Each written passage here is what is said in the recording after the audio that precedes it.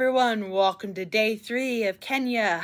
And it was a very packed day today. We did a lot of things. It was tiring at the end of it, but it was a very good day. We had plans to leave at 7:45 today. So I made plans to go down to breakfast like 7 o'clock. And I ended up like sitting by some people and I tried some food I never tried before. There was raw passion fruit, which I was told it was bitter and tart. So I don't know why my taste buds were still surprised when I tasted something bitter and tart. I also tried a gooseberry. I can't remember if I've ever had a gooseberry or not before, but it was weird. I know I had some pastries. I'm kind of forgetting what I had, but I remember it was, I had some rice. I had some rice for breakfast. I also tried like one of the fruit infusion juices. It was like wake up juice.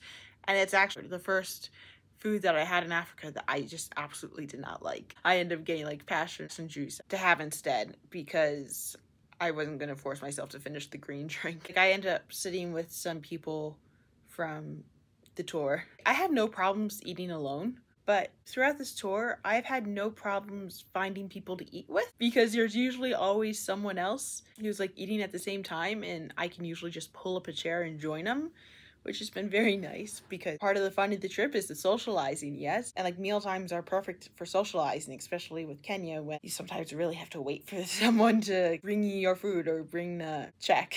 After that, we went onto the bus. We like drove out to the marketplace, and on our way to the marketplace, our tour guide Joyce was telling us about various parts of Kenyan culture, like she was explaining the school system. In Kenya, education is very, very important, and education, much like in the rest of the world, is what is needed in order for them to rise out of poverty. And like we did drive straight through the Kibera slums again today. So we had like a few of the buildings, like the slums that have like between 700,000 and a million people within a square mile. It's called the Chocolate City because of the corrugated rust plates. There's a lot of metal siding on the buildings, and they do have stone buildings that the government is trying to get the people out of the slums into these like better buildings, but they're having trouble because it's expensive to live there. So the people in the slums are actually, if they have it, they're renting it out to someone who can cover the cost. It becomes another source of income for them. So it's not really solving the problem that the government was setting out to solve, unfortunately.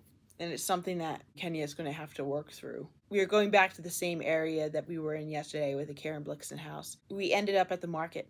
So there's this market that has basically what is a little microcosm of a lot of the crafts that are particular to Africa and to Kenya. There was a lot of beadwork. There was a ton of wood carvings, so many wood carvings. They had a cloth shop that was separate from everything else. They had art made out of recycled flip-flops. So like the flip-flops that people wear around Kenya, like when they're no longer able to be flip-flops, they get turned into these sculptures. It's a great way to reuse material that could otherwise go into a landfill. People greeted you right away as you went in. I got greeted by 2 different people, and the second one who introduced himself to me was the one who ended up taking care of my negotiations, because I was like looking around and I wasn't sure if I was going to buy something, but then I realized that this was basically the perfect opportunity to get things that are representative of Kenya. Like, unlike Ireland, where I was literally shopping every day, I haven't actually really gone on a shopping trip at all since I've been to Africa. And this is basically like the one shopping stop. So I might as well take advantage of supporting the artists who work there. And I bought some things I wasn't expecting to buy, but what was the tipping point was there was a painting. There's a painting with a pattern that I thought like, oh, this could be something that I could incorporate into my artwork as appreciation of the culture. But it's like, well, if you're going to copy that style, you should probably buy the artwork and support the artist who does that style. So I got a very nice painting. I appreciate the line work, and along with like the mint green background. With the paintings, they were on stretched canvases. In order to transport it back, they ended up like taking the painting out of the thing by like pulling the nails out and then taking the frame away so they could roll up the painting and it would be easier for me to travel with it. Like, I was looking at a bunch of paintings, but I wasn't really taking them, and I guess my shopping style was a little bit unusual because like the person who like followed me around, John, he said like, oh, like you're not really picking up much. I'm waiting for your first maybe. But once I said like, I want this painting, he's like, I'll hold it for you, which is very nice of him to do that. When I go shopping in general, I like to look around and then pick up the things I'm gonna buy. I ended up getting something bronze because it's a type of thing that I would see in a museum. I would never actually think that that would be something that I could own myself, which was relatively interesting. I didn't want to pass up the opportunity to get that particular piece of artwork. So I got something bronze. In the market, there was like a little section where you can actually see some men wood carve. Like they were carving actual sculptures that were going on. That was impressive. Like you could see like they just carved it down with the wood. They like really sanded the wood down. Like most of them were in a sanding stage when I saw them. They got really smooth and then they stained the wood. They put like a stain on it. That's what made it darker. I got to see like the raw ebony versus the actual ebony when it was in its finished form, and there's some sort of stain on it because the raw ebony is not as dark as the final pieces are. And then there was one gentleman, his name is James. He was in the process of finishing up a piece. I guess seeing him finish it made it appeal much more to me than some of the more reasonable to carry home things that were inside the actual shop. So I took that one, and when he went into the shop, there was a donation box for tips for the woodworkers. But also, they're saying like, take photo, take photo. I'm glad I had their permission to do so because what they were doing was really, really interesting. So yeah, I now have a skinny cheetah that I'm wondering how I'm going to get it home. I guess actually seeing the artist work on it and then getting it right from the artist, that just made it much more special to me. It was a very interesting piece. Like, I'm not sure how it's going to stand up, but it's like super cool. John also held the cheetah for me while I was shopping throughout the rest. And they also had malachite. Malachite is like a popular stone in Kenya, so they had a lot of malachite things. Also, there were like some things in the shop that I got that I wasn't interested in originally, but then John told me about it. And when I found out the materials that they used to make it, I became more interested in it. Like, there was one piece that was made from bananas. Yeah, like I think it was like the banana leaves or something like that. There's something else that was like from the Sergio tree. At first I thought like, what's this raffia thing? But then when I found out they actually took leaves from the tree and turned it into this thing, that made it more impressive to me. And then came the part of the trip that I was most nervous about, which was the negotiation, or basically the bartering. I grew up in a society where you don't barter for things. They tell you what the price is and you pay the price. And if you want like a discount, you have to find the coupon code. So there's not really like the conversation. It's definitely more like a sterile transaction than what bartering would be, which is like you have a sort of negotiation of what the price could actually be. But we were encouraged to negotiate hard. So like it was kind of like talking about how to do it. Like he was telling me the prices individually, and it's like I'm gonna have a hard time like keeping track of it. It's like, can we just like add up all the prices and then we negotiate on the final price, which is what we ended up doing. He actually ended up giving me the banana leaf one for free. He said it was a gift, and then he like wrote down the different prices, and he did it in US dollars. And then when he added it up for the total, he had me take out my calculator and add it up for myself because he said like my math is not so great here. I was like, okay.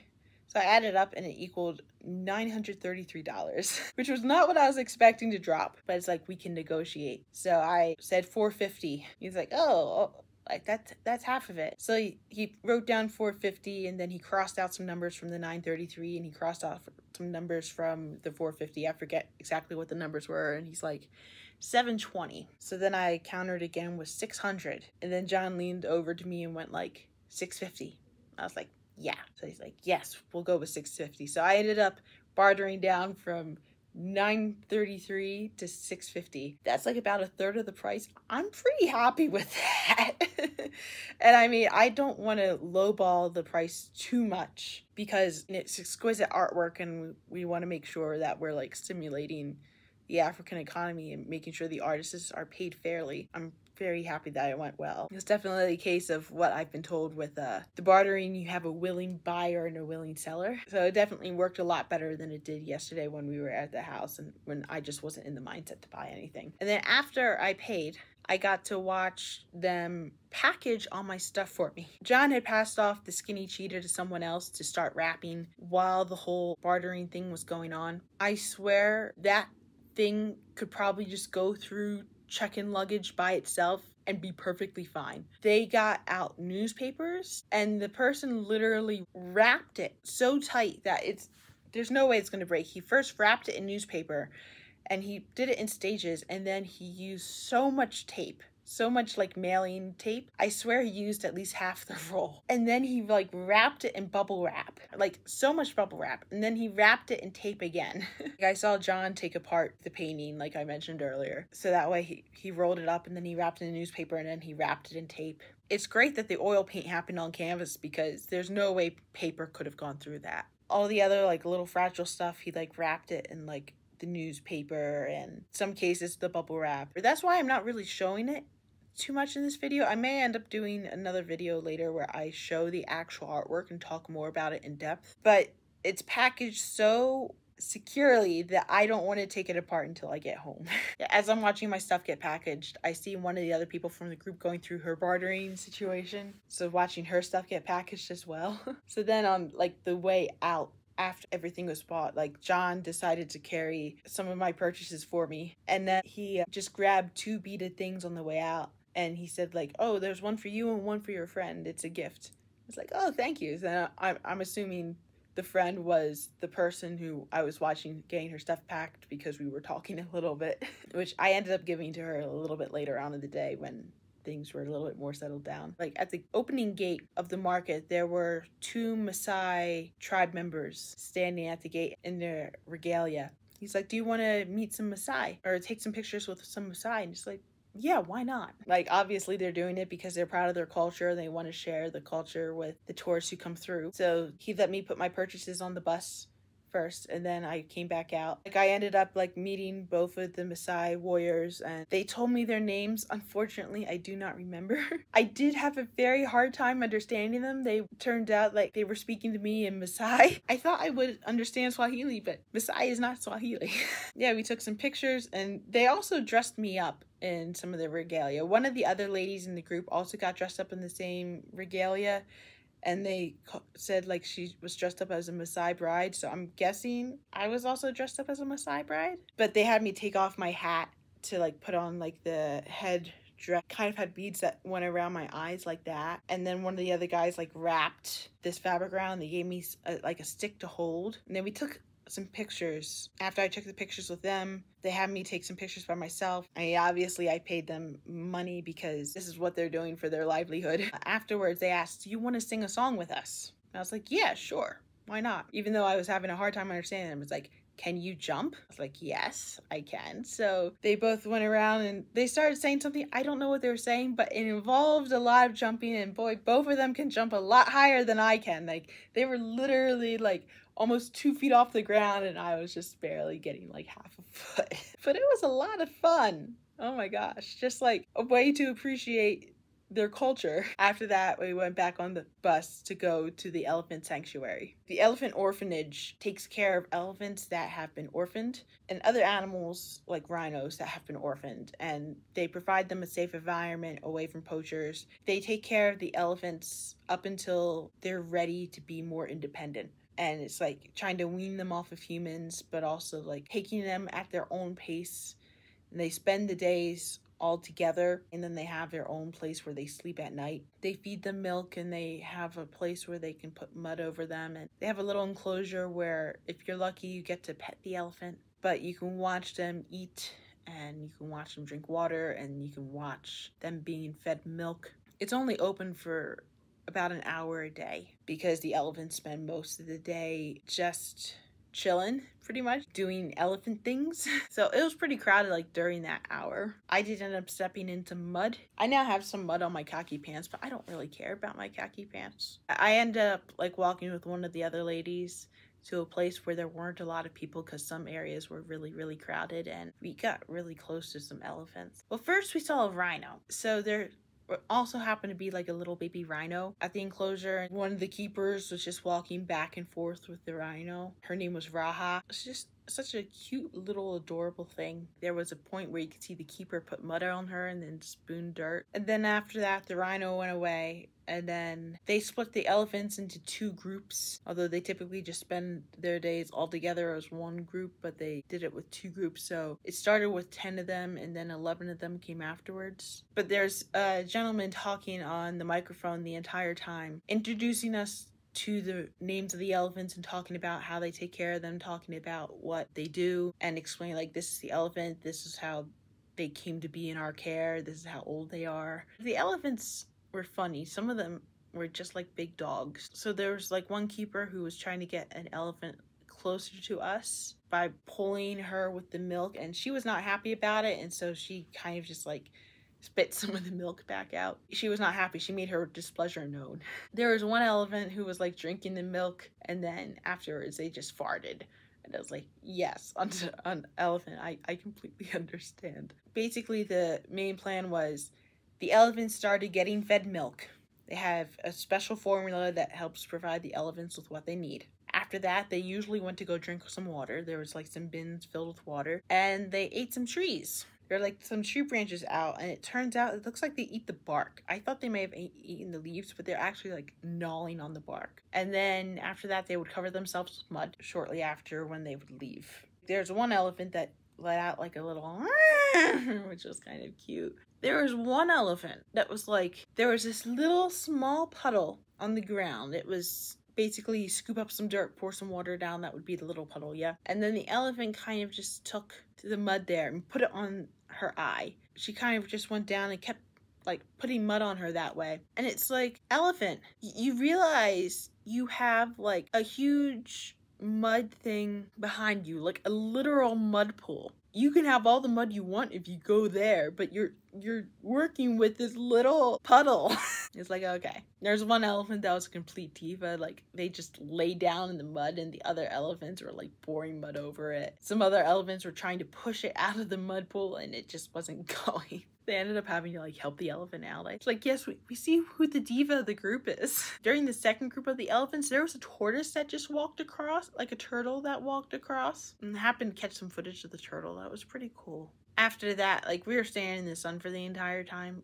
I almost got left behind because they didn't realize I went to the bathroom. And I followed someone else who was in the bathroom too. Like, I was standing out in the sun for a bit, and the tour guide did seem a little bit worried, which I didn't really want the tour guide to be too worried. But if the tour guide says like, don't stand in the sun too long, it's safe to assume the tour guide knows what she's talking about. So I ended up going into the shade, and I was like drinking some water. On the way out from the bathroom, I got stopped because there was like mud on my shoes, and it turns out there's a hose there where you can wash the water off, and there was a very nice security guard who washed off my boots for me. He was a very kind gentleman, but that's how I realized I almost got left behind, because the tour guide was looking for me. Like, oh, I guess I'm being a little bit negligent there, whatever that word is. Well, again.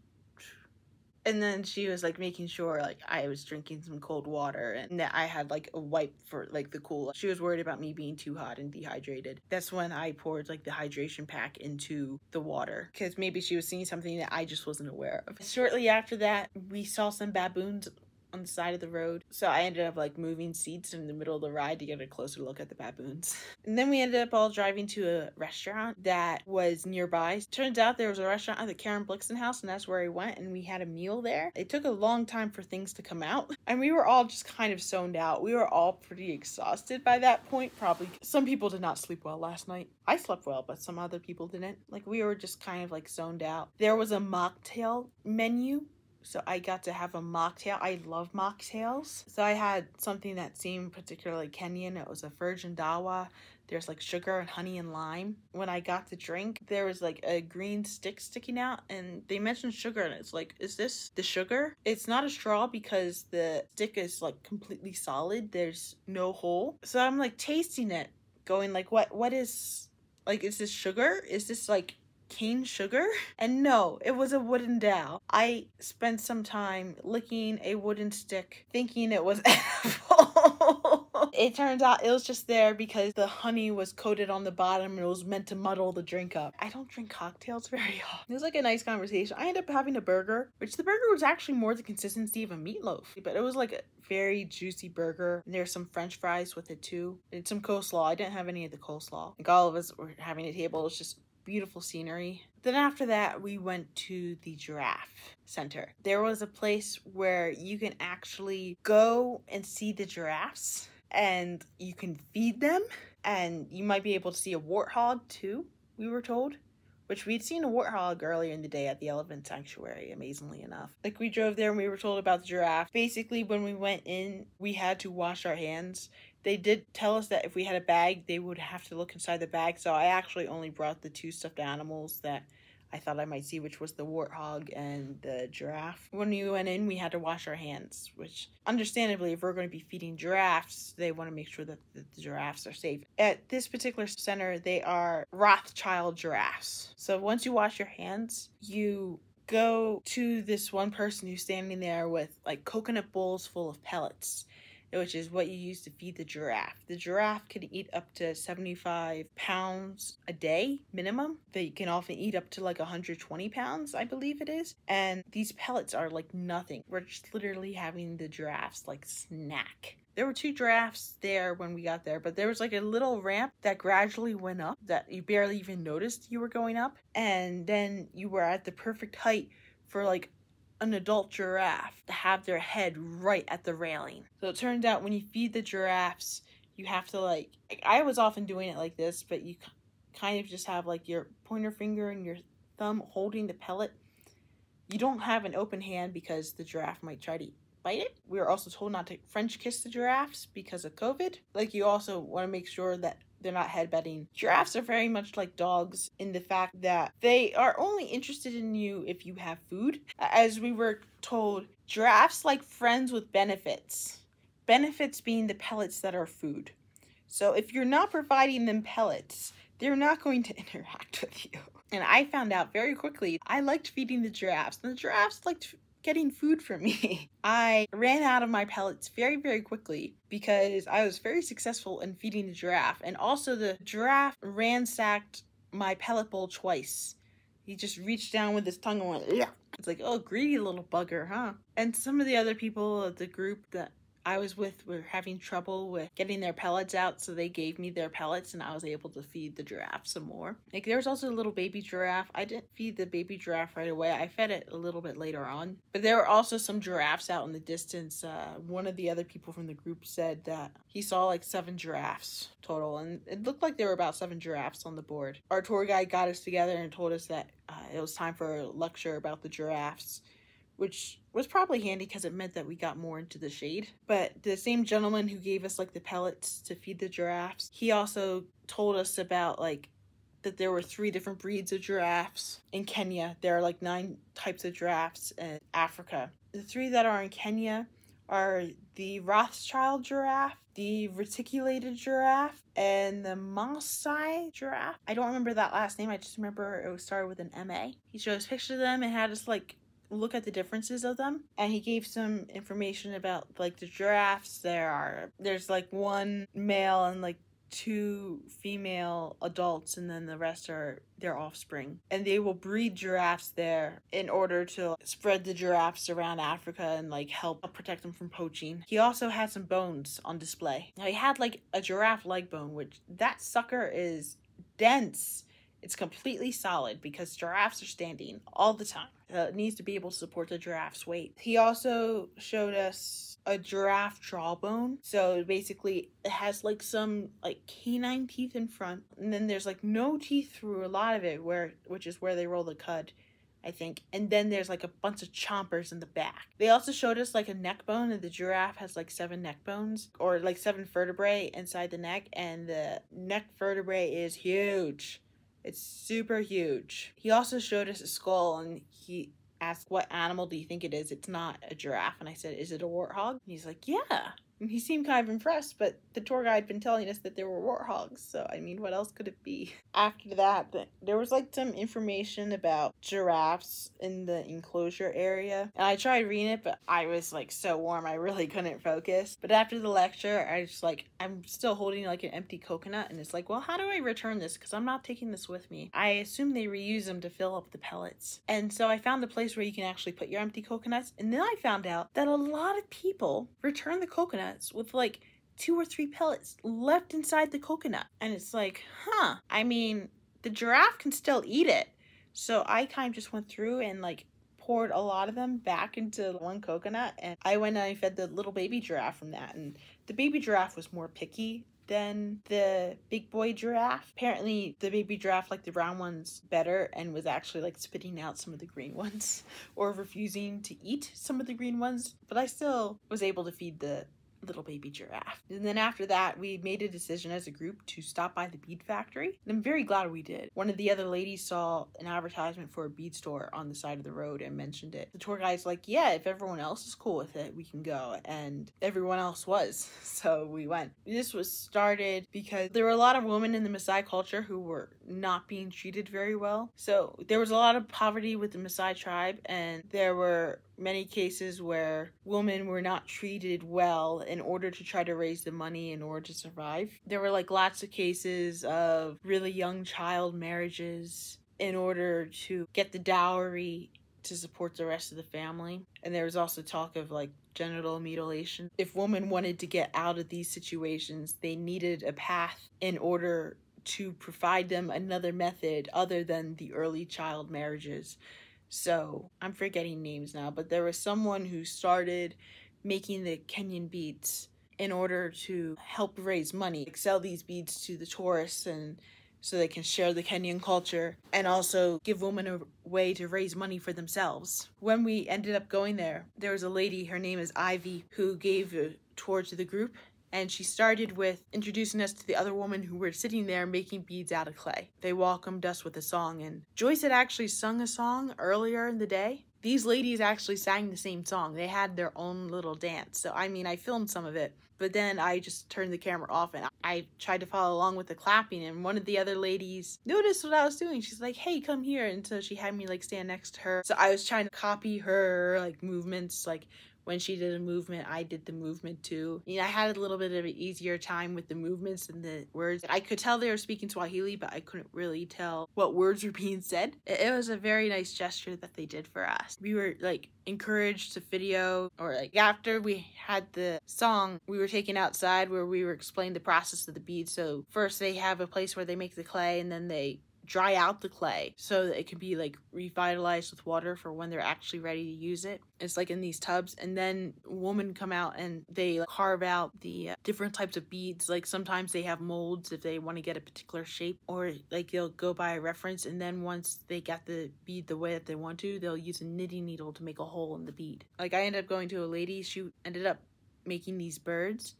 They called her Mama Elizabeth, or sometimes they called her Queen Elizabeth. I found out after I interacted with her that she was one of the people who was there at the start. There was another place that made beads, I think, that she was there at the start. And then when COVID hit, they lost tourism. They had to lay people off. Unfortunately, she was one of the people that was laid off, but they found a way to bring her back because she's been making beads for over 50 years. She's like 75 now. She's been doing it since she was 25. But yeah, she ended up giving me like this little bead.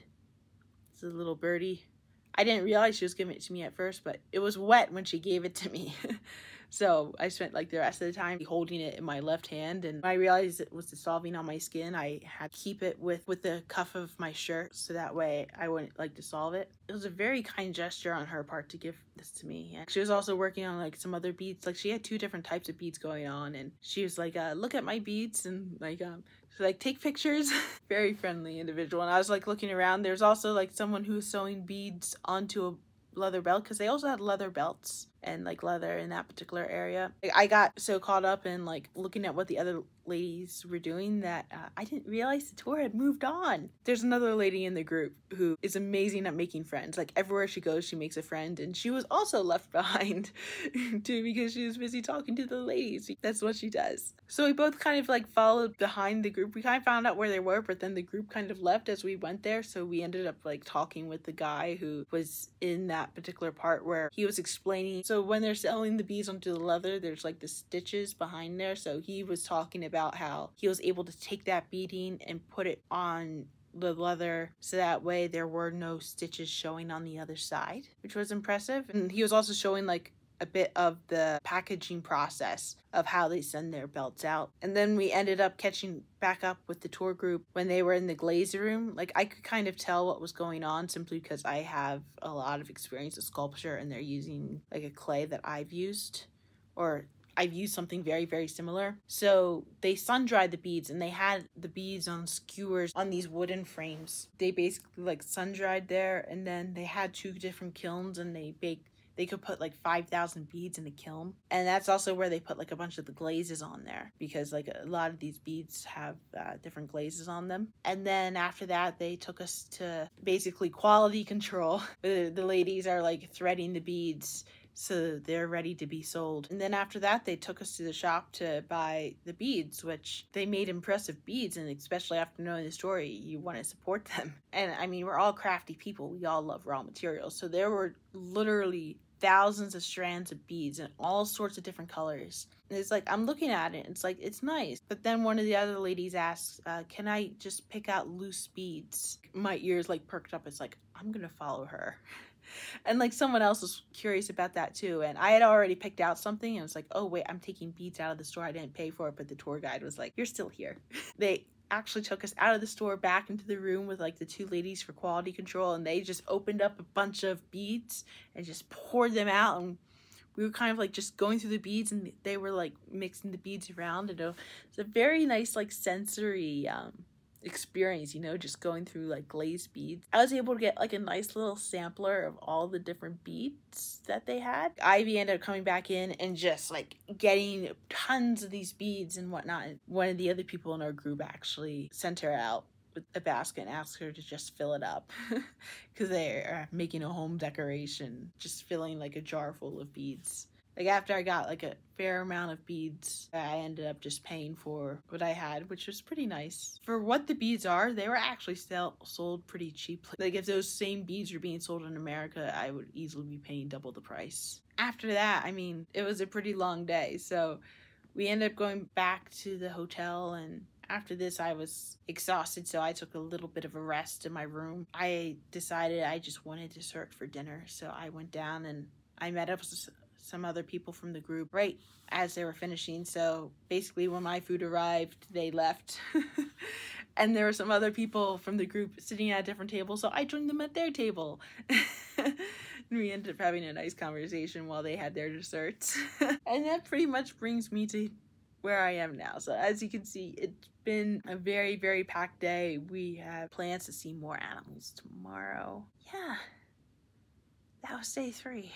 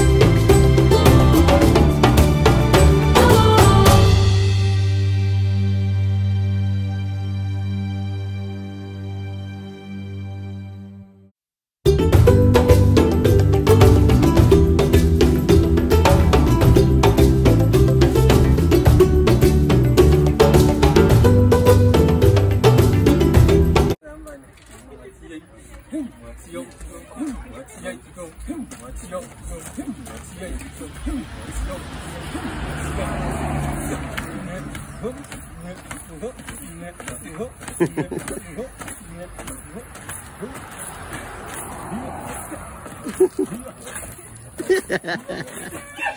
ha ha.